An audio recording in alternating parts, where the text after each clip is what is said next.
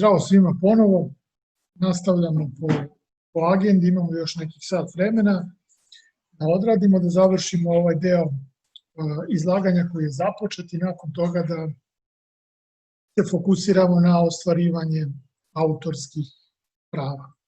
Jedan deo tog ostvarivanja je Zlatko već u svom predavanju pokrio. Ja ću se truditi da se nadovežem na neke stvari, da prosto ne pričamo o istome, da što više novih stvari čujete, jer je to toliko široka oblast i toliko široka tema da čini mi se može satima i danima o tome da se priča. U svakom slučaju dobro je što smo čuli kako to sve praktično izgleda i taj postupak utvrđivanja, kako postojanja autorskog dela, tako i postojanja samo... Vidite, ali neko nešto rekao? Ok. Utvrđivanja ko je autor dela i na kraju krajeva koliko iznosi naknada za nezakonito preuzimanje dela. To su tri jako bitne stvari i često sudovi nisu u mogućnosti da sami, sudije nemaju dovoljno znanja i iskustva da sami utvrde te činjenice i zbog toga je neophodno izvršiti izvođenje dokaza veštački. U svakom slučaju idemo dalje sa ograničenjima. Prošli smo ove suspenzije koje se tiču izveštavanja, dozvoljene prerade dela i ostala nam je suspenzija takozvane edukativne svrhe. Šta to znači? Dozvoljeno je bez plaćanja nadoknade javno izvođenje ili predstavljanje objavljenih dela u obliku neposrednog podučavanja na nastavi. Dakle, ukoliko su dela objavljena, znači ne kršimo ono moralno pravo na objavljivanje dela, možemo na nastavi proučavati to delo. To znači da učiteljica ili profesor u školi mogu po svom nahođenju izabrati neko delo unutar programa, van programa i prezentovati ih deci bez bojazni da će time povrediti nečije autorsko pravo. Dalje, javno izvođenje ili predstavljanje objavljenih dela na školskim priredbama pod uslovom da interpretatori ne prime naknadu za svoje izvođenje i da se ne plaćaju ulaznice. Šta to znači? Škola organizuje priredbu, da li 8. mart, Savindan, šta god, i u programu su uključene neke izvođenje nekih kompozicija od strane dece pojedinačno, horova, kako god, i sad se postavlja pitanje da li su u obavezi da kontaktiraju najprej deca neku za saglasnost ili škola, kako god, i da li su u obavezi nešto da plate. Nisu, naravno. Međutim, jedan jedini uslov se tu postavlja da taj program bude nekomercijalnog karaktera. To znači, ako neko stoji ispred i ne plaćuje kartu 100 dinara, onda pravo na suspenziju otpada, mora da bude slobodan. Takođe, tu treba biti oprezan sa takozvanim javnim saopštavanjem. Pa evo tu je treći uslov, javno saopštavanje emitovanih školskih emisija tehničkih uređaja unutar obrazovne. Ne može neko da snimi takvu predstavu da je okači na YouTube. Tu se dešavaju ovo. Nije sporna predstava, sporno je emitovanje predstave. Dakle, suspenzije u svrhe citiranja. Dozvoljeno je bez dozvola autora i bez plaćanja autorske naknade umnožavanje kao i drugi oblici javnog saopštavanja kratkih odlomaka autorskog dela, takozvano pravo citiranja, odnosno pojedinačnih kratkih autorskih dela pod sledećim uslovom. Dakle, da je delo objavljeno. Ne možete citirati delo koje nije. Pomenuti delovi, odnosno kratka dela bez imena integrišu u drugo delo, ako je to neophodno radi ilustracije, potvrde ili reference uz jasnu naznaku da je reč o citatu ili u skladu sa dobrim običajem. Dakle, kod citiranja je jako bitno da vi taj citat, taj deo integrišete u neko drugo delo za potrebe ili reference ili informacije i naravno u skladu sa pravilima citiranja da se pozovete ili u fusnote ili gore u tekstu na izvor autora, godinu izdanja i tako dalje se kako u principu praksa nalaže. Bitno je samo da ispunite sve zakonske uslove. I treći uslov, da se na pogodnom mestu navede ko je autor citiranog dela, koji je naslov citiranog dela, kada je gde citirano delo objavljeno, odnosno izdato, ukoliko su ti poznati. Zakonska licenca. Rekli smo da se autorska prava mogu ograničavati po dva osnova. Prvi je suspenzija, drugi zakonska licenca. Suspenzija je, dakle, mogućnost objavljivanja, to jest korišćenja dela bez saglasnosti i bez plaćanja nadoknade, a videli smo u kojim situacijama i kako. Zakonska licenca dozvoljava korišćenje bez dozvole autora, ali uz obavezu plaćanja autorske. To je razlika. Dakle, dozvoljeno u sredstvima javnog obaveštenja, umnožavanja, stavljanja u promet primera, kao i drugi oblici javnog saopštavanja članaka koji su objavljeni u drugim sredstvima javnog obaveštavanja pod uslovom da se ti članci odnose na tekuća, ekonomska, politička i vjerska pitanja, a da autor to nije izričito zabranio. Dakle, ukoliko neka informacija nije predmet tekućeg izveštavanja, da bude prosto jednostavno prenošenja određenih činjenica koje su javno dostupne. Ukoliko je ipak članak koji se odnosi na tekuće, ekonomska, politička ili vjerska pitanja, gde preteže, dakle, javni interes, pričamo o autorskom delu. Koliko je članak autorsko delo i tiče se nekog bitnog političkog pitanja, mediji smeju da ga preuzmu, pod uslovom da negde na tom sajtu ne stoji da je autor zabranio preuzimanje, jako bitna činjenica, ali ste u obavezi da platite naknadu tom autoru, odnosno on je u obavezi da, to jest on je ovlašen da zahteva od vas nadoknadu. Dakle, ne može da traži naknadnu zabranu, jer nije zabranio unapred, ali može da traži naknadnu naplatu. Tu je, dakle, taj javni interes koji je iznad autorskog interesa, tekuća, kako mi kažu, ekonomska, politika i verska.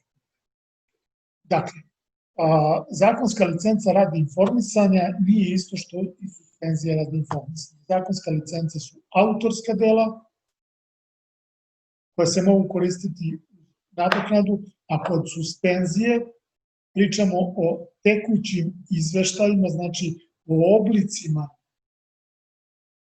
o sadržaju koji po svojim karakteristikama nije autorsko delo, znači da je u pitanju tekuća informacija. Ako pričamo o dnevnom izveštaju.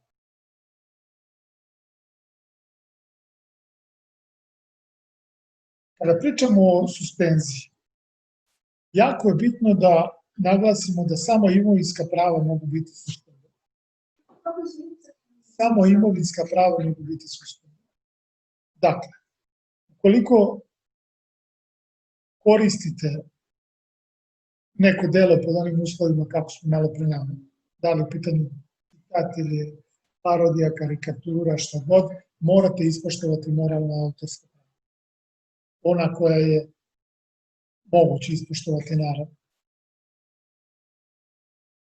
Dakle, uvek mora delo da bude potpisano, ne smete da sporite autorstvo, integritet mora da bude sačuvan, legitimni interesi autora i tako dalje. Ne zaboravite onaj uslov da korišćenje mora biti samo u obimu u kome to potrebno. To će se ceniti. Ovo što je Zlatko pričao, da li će biti dozvoljena četvrtina dela ili će biti istolerisano manje od četvrtine dela, zavisi od konteksta.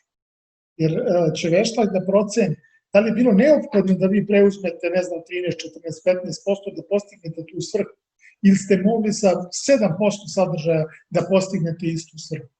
Razumete? Znači, samo obim koji je neophodan.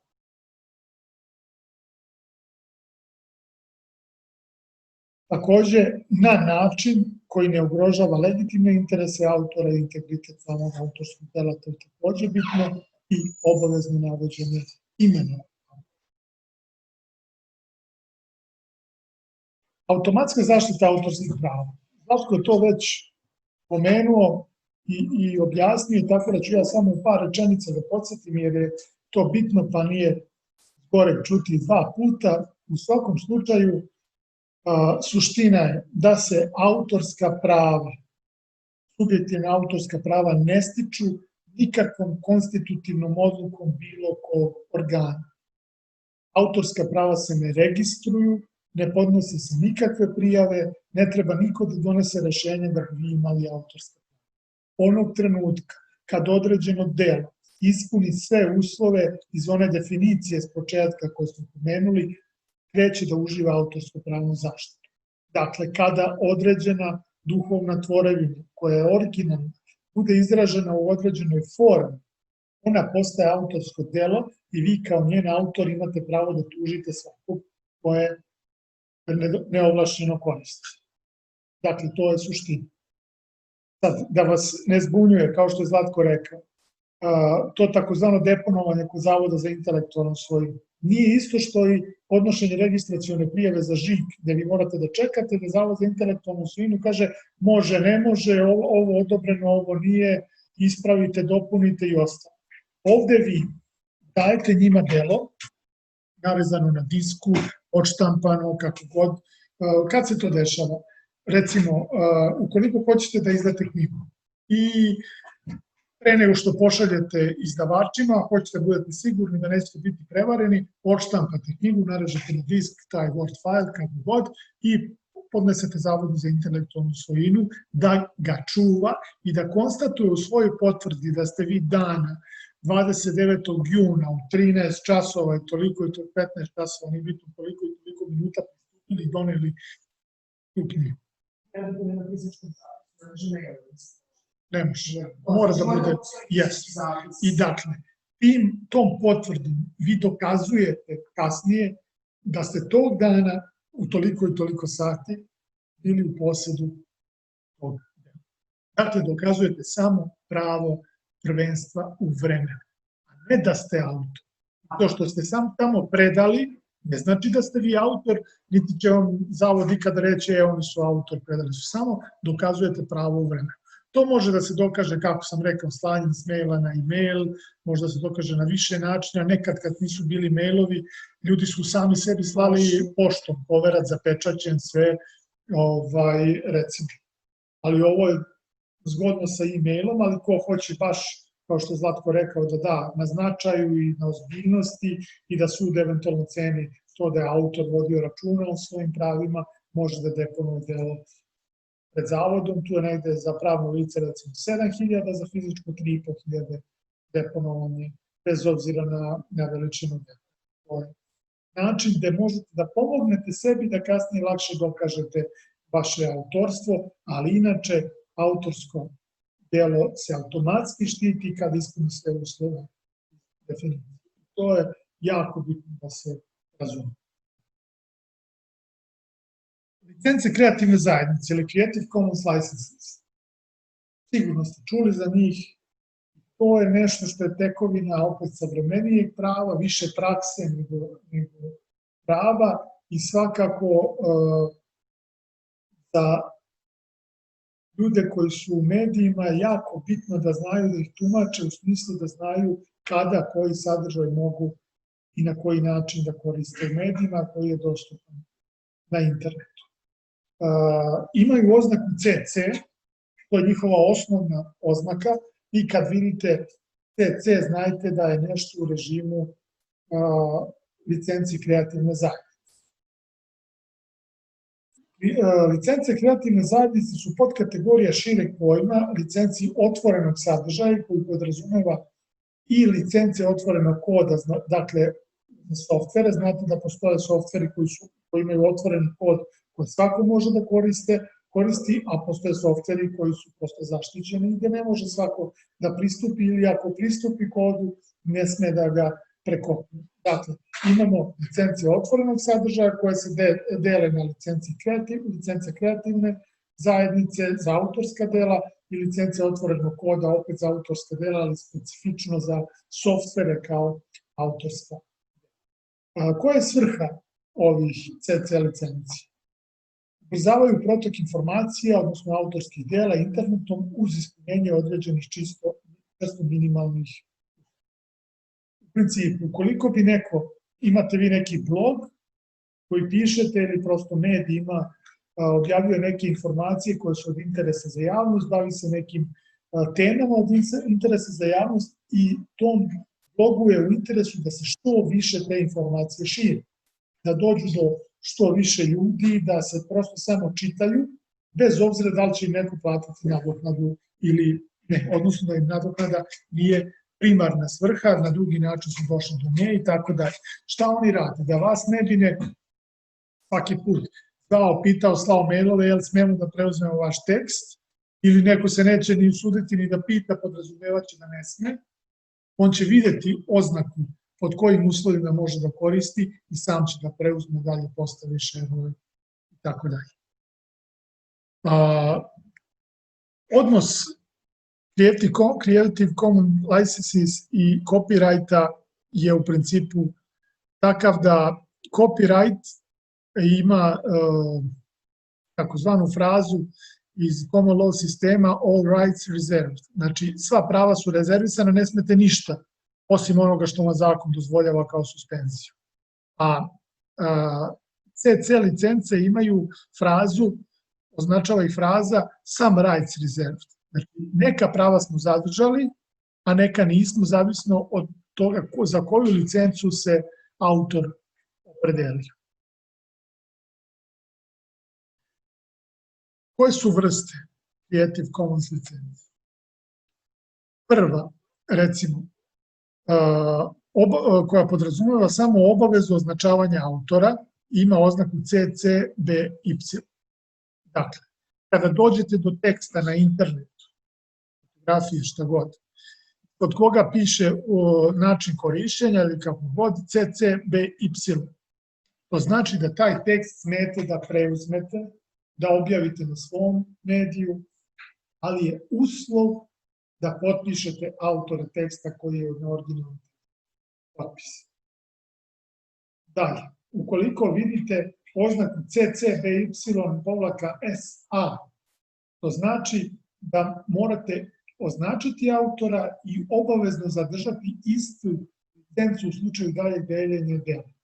Šta to znači? Da kada ste preuzeli delo, da pod istim uslovima dozvolite trećim licima da nastave da koriste to delo. Jer recimo, ukoliko ja imam mali blog koji ima par desetina posetilaca dnevno i ja stavim ovu licencu drugu iz razloga da ako moj tekst preuzme neki veliki portal čitan, da mora da dozvoli i drugima, da ne sme da ima onu copyright oznaku vezano za taj tekst, nego mora svima ostalima da dozvoli da nastave da ga preuzimaju, jer je meni u interesu da taj tekst dalje u javnosti. Treća vrsta licenci su CC-BY-ND. To znači da podrazumeva obavezu označavanja autora i zabranu izmene dela. I naglašava zabranu izmene dela. Sad, kada je zabrana izmene dela, ona funkcioniše po nekom zakonskom principu i integritet dela je po zakonu u principu već zaštićen. Međutim, ovde se daje do znanja i pojačava se ta vaša odgovornost u smislu da neko ne dozvoljava da radite bilo kakve intervencije. Tamara, kako da dođemo u full screen mode? Ja sam gledao chat, pa...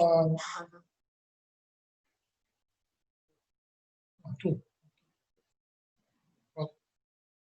CC-BY-NC podrazumeva obavezno označavanje autora i korišćenje samo u nekomercijalne svrhe.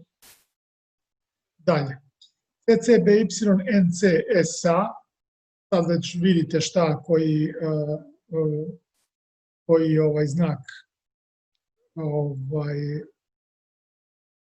koje uslove nosi. Dakle, to znači označavanje autora, korišćenje samo u nekomercijalne svrhe i obavezu zadržavanja iste licence u slučaju daljeg deljenja. I na kraju i kombinacija BY-NC-ND, dakle označavanje autora, korišćenje u nekomercijalne svrhe i zabrana izmene dela. To sad može da se kombinuje. U svakom slučaju, eto da znate kada dođete do sadržaja na internetu koji ima neki od ovih uslova, kako da se ponašate i šta smijete da radite, šta ne.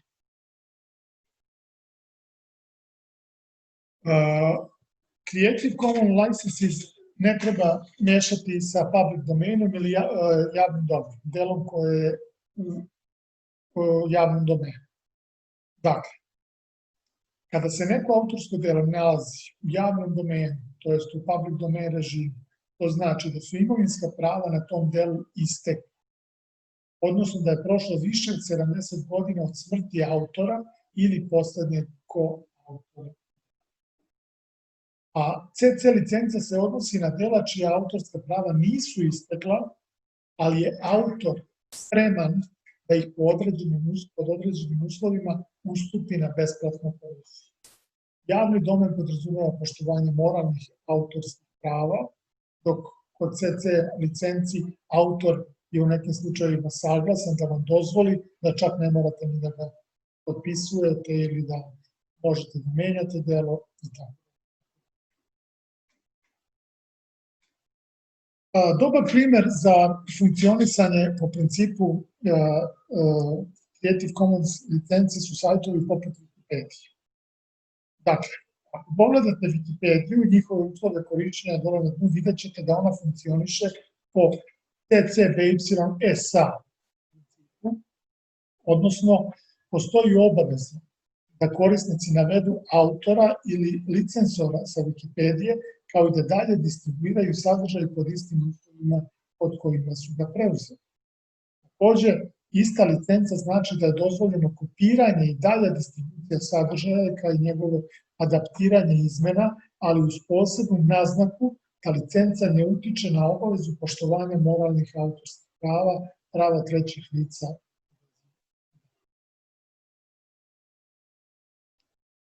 Ok, došli smo do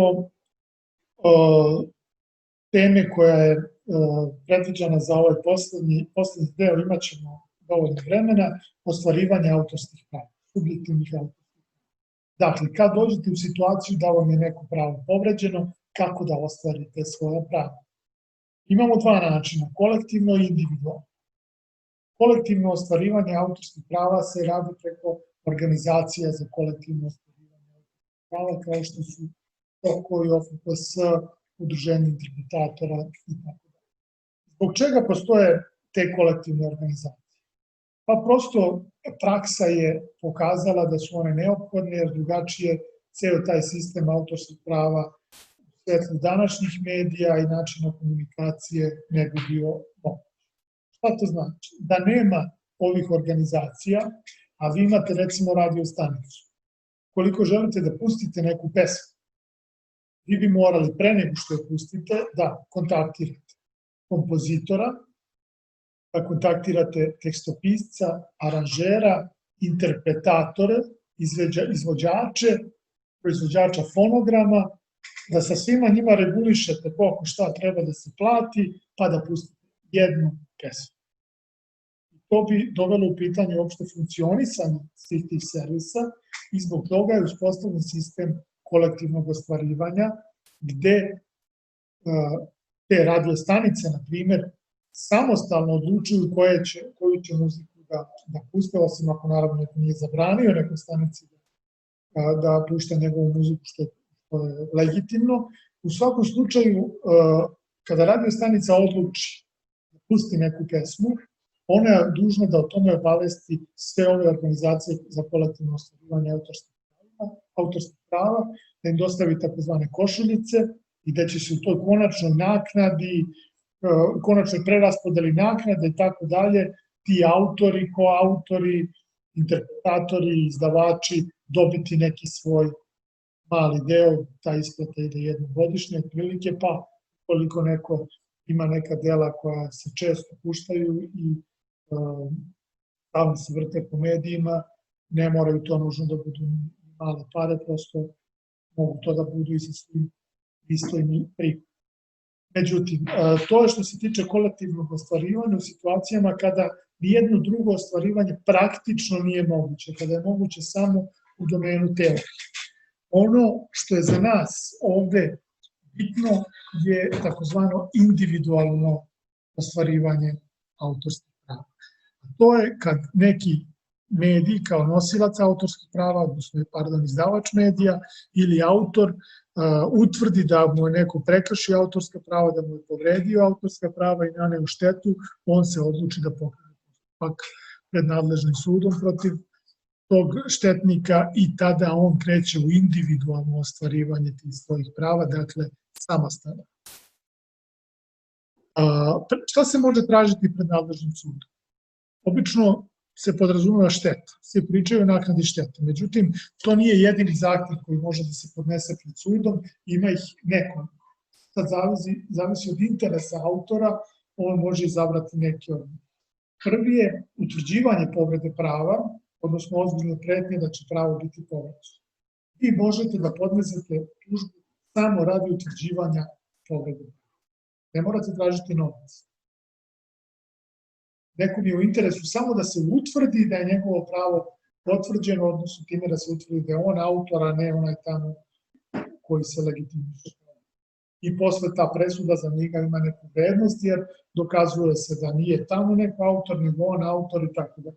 Da li će se nužno na taj stav izreke tužbe, odnosno presude, nadovezati zahtev za naknadu štete, to je stvar autora da li hoće ili neće, ali svakako posebno nezavisno od prava na naknadu štete stoji pravo na dalje. Tužbom se može zahtevati i zabrana radnji kojima se povređuje pravo ili radnji koji predstavljaju ozbiljnu pretnju da će pravo biti povređeno, kao i zabrana ponavljanja takvih ili sličnih radnji pod pretnjom plaćanja primerenog novčanog iznosa tužbe. Onda naknada imovinske i neimovinske štete. Imovinska šteta se dosuđuje zbog povrede imovinskih autorskih prava, neimovinska zbog povrede moralnih autorskih prava. Može se tražiti isključenje iz prometa, oduzimanje ili uništenje, preinačenje bez bilo kakve naknade predmeta kojima je izvršena povreda prava, uključujući primjerke, predmete zaštite, njihove ambalaže, matrice, negative. Dalje, zabrana otuđenja, oduzimanje ili uništenje bez bilo kakve naknade materijala i predmeta koji su pretežno potrebljeni u stvaranju ili proizvodnji predmeta kojima se povređuje pravo. Dakle, ukoliko je neko odštampao 1000 primjeraka neke knjige, recimo, koja je prekršena autorska prava, on može tražiti oduzimanje i uništenje tih knjiga. Može se tražiti objavljenje presude o trošku tuženog i to ono što se često u poslednje vreme traži, jer recimo autor želi da taj medij, recimo koji je povredio njegovo autorsko pravo, objavi izreku presude o okončanju u svom tom mediju, da bi drugi ljudi znali, eto, da im da do znanja da je on prekršio njegova prava, odnosno da se na određeno delo, da je on autor određenog dela. I 7. slučaj, može se tražiti davanje podataka o trećim licima koja su po novim izmenama i dopuni zakona o autorskim pravima iz 2020. godine. Dakle, može se tražiti davanje podataka o trećim licima koja su u slučaju da postoji lanac. Privremena mera, samo ukratko. Dakle, ovo prvo su bile meritorni zahtjevi za meritorno odlučivanje postupcima, ali u slučaju da će biti prouzrokovana velika i nenadoknadiva šteta ukoliko postupak bude trajao 2-3 godine i tako dalje, tužilac može tražiti privremenu meru, a sud može bez saslušavanja tuženog ukoliko je tužilac dokazao osnovanost i dokazao da će šteta biti naneta, doneti privremenu meru da će zabraniti distribuciju određenog sadržaja, narediti uklanjanje sa interneta, privremeno do okončanja postupka. Ako tužilac na kraju postupka dobije spor, ostaje trajno uklonjeno, ukoliko izgubi, to se vraća, ovaj prvi ima posle pravo na naknadu štete i nije ni bitno. U svakom slučaju, privremena mera je po novom zakonu razdvojena od ove tužbe za meritorno odlučivanje. Jedino što je uslovljena da tužilac mora najkasnije 30 dana posle tužbe radi donošenja privremene mere podneti tužbu radi utvrđivanja. Dakle, na predlog lica koje učini verovatno da je njegovo autorsko ili srodno pravo povređeno, biti povređeno, sud može odrediti privremenu meru. Oduzimanje ili isključenje iz prometa predmeta kojim se povređuje pravo. Dakle, oduzimanje ili zabrane otuđenja materijala i predmeta pretežno upotrebljenih u stvaranju predmeta kojima se povređuje pravo, odnosno pretežno namenjenih stvaranju ili proizvodnji proizvoda kojima se povređuje pravo. Zabrane preduzimanja radnji kojima se vrši povreda prava ili koje predstavljaju ozbiljnu pretnju da će pravo biti povređeno. To je što se tiče privremene mere. To znači da kamere i opreme. Ne u tom smislu. Mora da se dokaže baš... Uložavanje na nezačiti... Tako, uzročno-posledična veza može da se... Recimo, ako je... Koristi se neka matrica za falsifikovanje ili već je uradio neko prelom neke knjige, da mu se oduzme i ta, recimo, PDF file, ili u tom smislu nešto. Ili postoji opasnost da će to lice ponovo da ponovi, ali baš televiziju oduzimati kamere, to nema logike. To nijedan sud ne bi dozvolio. Postupak za naknadu štete, ono što je svima najinteresantnije. Da bi zahtev za naknadu bio opravdan, potrebno je da budu ispunjena 3 uslova. Postojanje štete, dakle, materijalne ili nematerijalne, protivpravnost radnje ili postojanje odgovornosti na strani štetnika, dakle, krivica, koja se ogleda ne samo u nameri, svatko o tomu pričao, može biti i obično ili krajnjoj nepažnji, to se može odraziti na visinu štete, ali nikako na samu osnovanost za naknadu. Dakle, postojanje krivice je drugi uslov i uzročno-posledična veza između radnje štetnika, odnosno krivice i štetnika. Šteta može nastati bez obzira na radnju ovog štetnika. Dakle, uzročno-posledična veza mora da postoji između te dve radnje. Neimovinska šteta. Kao što sam rekao, dosuđuje se zbog povrede moralnih autorskih prava. I predstavlja jedan vid satisfakcije u vidu novčanog iznosa kao vid naknade za pretrpljeni duševni. Šta to znači? Ukoliko neko iskoristi vaše autorsko delo kao svoje, objavi bez dozvole i tako dalje, to kod autora prouzrokuje određeni stres, određenu duševnu.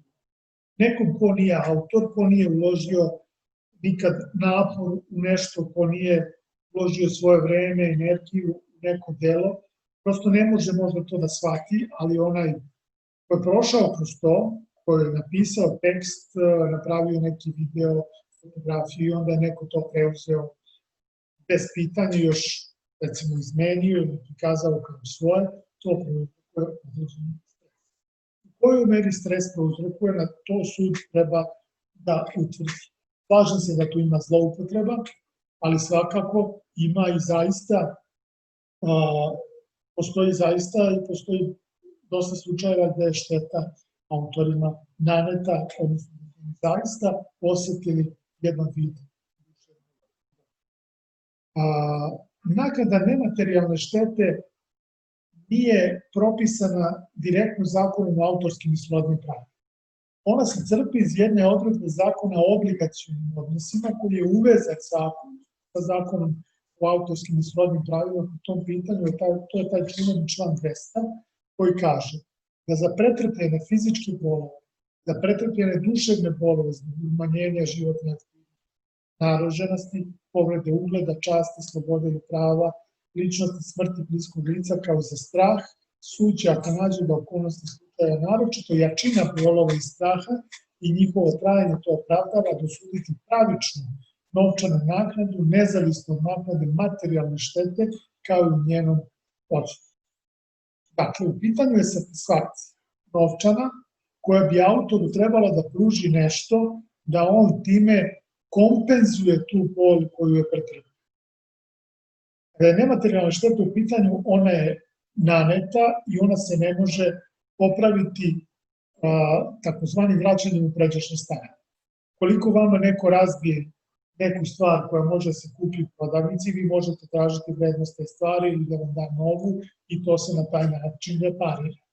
Koliko vam je neko naneo stres, to ne može da se izbriše pa da se vrati na ona prethodna podešavanja, to se kompenzuje tako što on vama plati 20, 30, 50 ili 100.000 dinara zavisno, a vi onda s tim parama odete u restoran, kupite nešto sebi i odeće, zavisi da li ste muško ili žensko, i time sebi malo radosti unesete u život i zaboravite na taj stres. Jeste. To je u principu smisao te satisfakcije koja se dosuđuje. Pa sad, u principu, intenzitet bola se procenjuje, trebalo bi da se procenjuje od strane veštaka neuropsihijatra. To ste nam objasnili. Tako bi trebalo. I recimo u slučaju nekih ozbiljnijih stvari, ajde ne kažem da autorska prava nisu ozbiljna, ali ukoliko neko pretrpeo zaista štetu zbog gubitka nekog, umanjenja životne aktivnosti i tako dalje, pretrpeo veliku duševnu bol, tu se uvek veštači. I tu izađe veštak i kaže trpeo je bolove toliko i toliko, umanjena mu je životna aktivnost toliko i toliko. I onda sud po nekim parametrima dosudi, ne znam, 500, 600 ili milion dinara. Da, pravilo bi to trebalo da bude i u ovim postupcima. Međutim, šta bi se desilo? Jedno tako veštačenje košta 30, 40, 50.000 dinara. A onda su sudovi, pošto to dozvoljava zakon, da sud može i takozvanim slobodnim sudijskim uverenjem da utvrdi da li je bilo štete ili nije, da bi se smanjili ti troškovi, da bi se smanjili ti troškovi veštačenja, a i 2-3 ročišta nepotrebno koliko bi se još to sve odugovlačilo kad bi bilo veštačenje, onda se ide na slobodno sudijsko uverenje, pa vi po ovoj definiciji, kao tužilac, se trudite da dokažete taj intenzitet bola, trajanje, jer povreda moralnih autorskih prava ne znači automatski i nanetu nematerijalnu štetu. Nematerijalna šteta po članu 200 mora da se dokaže. To je ono gde se biju bitke sad između tuženih i tužilaca, gde, ok, nismo ga potpisali, on dobija 15.000 po defaultu. A nije po defaultu, mora da dokaže. Ovo je postupak kada dođe tužilac nonšalantno, nepripremljen i kaže, to oni nisu potpisali, pa šta je bilo, pa ništa, ja vidio i rekao sad ću da ih tužim. Tim iskazom on neće dobiti ništa. On mora da dođe na sud i da kaže. Da se preznaja, da pije vodu, da kaže da ima strah, da se budi noću, pa ozbiljno. Kad treba sledeći put da okači nešto na internet, neće ruka da klikne, plaši se, jeste. Pa pazite, jeste podložno zloupotrebi, ali opet kažem, imao sam lično situacije da sam ja zastupao neke autore, da sam ja lično video koliki je to stres i bol njima prouzrokovalo. Imao sam jednu ženu koja je tužena strana, na suđenju je čak omalovažavala njeno to delo, u smislu da to ne vredi i ništa. Ova žena je plakala pola sata, nije mogla se smiri na sudu. Prosto ima i takve situacije. A ima i ono, sad ćemo da vidimo ko je sve objavio, da ga tužimo, da uzmemo neki dinar. Ima i toga. Prosto, zato sud mora da vodi računa da ta naknada bude pravična. Jer i zakon o obligacionim odnosima, ovom članu 200 koji sam citirao, kaže da dosuđuje pravičnu novčanu naknadu. Znači, ta novčana naknada ne sme pogodovati nekim težnjama koje su nespojive sa ovom satisfakcijom o kojoj smo pričali. Ok, to je što se tiče nematerijalne štete. Što se tiče naknade imovinske štete, tu je stvar drugačija. Ona se dosuđuje, kao što smo rekli, zbog povrede imovinskih autorskih prava. nastanak imovinske štete ogleda se u gubitku imovine. To je obično tržišna vrednost, koliko košta korišćenje jedne takve fotografije ili teksta, da je po redovnim okolnostima tražena, recimo, saglasnost. Fotografija košta, recimo, po tim nekim pravilnicima, ima ih više, ali ako uzmemo ovu PUC, koji je najčešće u praksi korišćen, 150 € koji će se voditi. To je, dakle, ta izgubljena dobit koju bi fotograf dobio da su oni njemu platili. Da li je to 150 € ili nije, o tome možemo da polemišemo. Da li manje, da li su sve fotografije iste, da li imaju sve istu umetničku vrednost i tako dalje i tako dalje. To je pitanje za polemiku, o tome bi ostali 3 sata, ali u svakom slučaju to su ti parametri na osnovu kojih sudovi presuđuju. U svakom slučaju, tužiocu stoje na raspolaganju da tu imovinsku štetu ili veštači ili tarifira u skladu sa. Često ni tuženima se ne isplati da se veštači, jer najčešće oni gube te sporove, pa još ako imamo i veštačenje i to je 2-3 ročišta i cena veštačenja i svega, i oni prećutno dozvoljavaju da se to ide prema ovom pucu, ne spore visinu i spore samo osnovu i to se tako završi. Ali svakako slažem se da prosto 150 € po godini, recimo online korišćenje fotografije, je mnogo. Da li je to tržišno ili nije, vi koji radite u medijima znate bolje od mene, ali recimo to bi možda moglo, s obzirom na kontekst prikazivanja, kolika je fotografija, kakva je fotografija, možda bi to moglo veštačenjem i da se spusti, ali to se posle kompenzuje jer povećava troškove na drugi način. Isto, kad dobijete opomenu pred utuženjem, recimo, od strane nekog fotografa, i vidite da po opomeni nije baš sve tako kao što oni traže. Traže više nego što bi realno dobili. Vi ste opet u situaciji da ako ne prihvatite to, ili ne prihvatite onaj iznos koji oni traže, idete u sudski postupak, pa imate svog advokata, imate advokata tuženog, imate nekoliko ročišta, sudske takse i tako dalje, i na kraju platite više nego da ste se ponovili. Ja svakako predlažem uvek poravnanja, jer ti postupci, osim ako se desi da nisu osnovani, ali pretpostavljam da znaju ljudi u šta ulaze, retko ko pokreće te postupke s namerom da ih izgubi, ili ako vidi da će ih izgubiti. Moja preporuka uvek poravnajte se, ako možete da dođete do nekog racionalnog rešenja, odnosno do kompromisa, jer vođenje postupka ne vodi ničemu. Ok, dakle, rekao sam, iznos naknade imovinske štete se kreću u nivou tržišne vrednosti predmetu korišćenja autorskog dela. Može se dokazati ta tržišna vrednost ili nekim ugovorom, ili veštačenjem, ili zvaničnim cenovnicima kao što su cenovnik Munca ili Puca i tako dalje. Kada su ugovori u pitanju, ja sam imao par situacija da je medij, to je izdavača medija koji sam nas zastupao, došao mi je fotograf i tražio, recimo, puno pucovu cenu od 150 € po objavi, koliko je tad bilo za online. Ja sam pronašao da on iste te fotografije prodaje na stopu za 2, 3, 4 $. U tim situacijama se može primeniti ovo drugo. Ne možeš da imaš dvostruk kešing. To je cena po kojoj ti prodaš, to je cena koju će ti sam opredeliti. Sad to malo komplikuje šta znači tih $2, u kojoj veličini je fajl, šta, kako, koji uslovi i tako dalje. Imamo i onu moralna autorska prava da nije potpisana. Opet, ovo je samo jedan segment naknade štete i tako dalje. Ali svakako tu treba pokušati na određeni način iz ugla medija redukovati te iznose, dok opet fotografima je naravno u interesu da zarade što više. Ja nisam neko ko, odnosno, što se mene tiče, autorska prava moraju da postoji, da se na kraju krajeva svako ko radi u medijima je autor, da li piše tekst, daje naslove, da li je fotograf, da li pravi videe, i to mora da funkcioniše. I kad bi se autorska prava više poštovala i mediji bi bili u drugačijoj poziciji. To je ono što nova direktiva treba da promeni, jer će, tako bi trebalo da bude, vidjet ćemo i kako bude implementirano u naš zakon, faktički svako preuzimanje će morati da prati licenca i morat će da prati naknada koja će po određenim tarifnicima biti plaćena.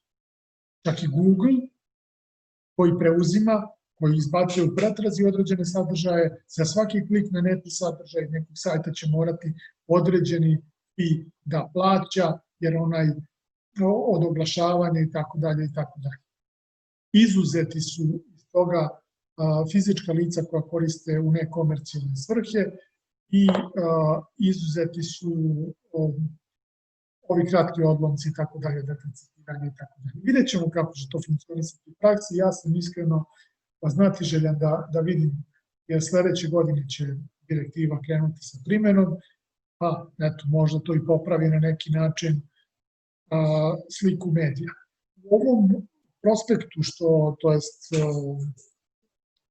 u ovom tekstu koji smo publikovali, je baš do detalja razrađena direktiva na nekih 7-8 strana i vidjet ćete tu i koja su potencijalni problemi i tako dalje, da sad ne širimo, pročitajte, jer dolazimo, pošto je Google toliko moćan i jak, za licencirani sadržaj možda se desi da ga on gura na drugu, treću, četvrtu stranu pretrage, a izbacuje onaj koji nije licenciran, tako da mora zakonodavac, kad kažem zakonodavac mislim na Evropsku komisiju, da nađe način kako da spreči zloupotrebe. Zato sam ja malo u ovom trenutku skeptičan. Dešavaju se situacije gde vam stigne tužba i ne traže naknadu štete nikakve fotografije, tuživač samo radi utvrđenja da ste prekršili neko autorsko pravo.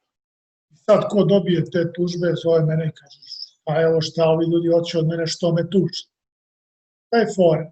Za zastarele slučaje, gde ne mogu da je prošlo više od 5 godina, odnosno 3 godine od objavljivanja, ne mogu više traže naknadu štete, ali mogu da traže utvrđivanje povrede i eventualno objavljivanje u medijima. To je fora, jer je advokatska tarifa za takozvane sporove bez vrednosti 46.000 dinara umesto 6.000 dinara. I kad neko tuži samo radi utvrđenja, on tarifira tužbu 46.000 dinara.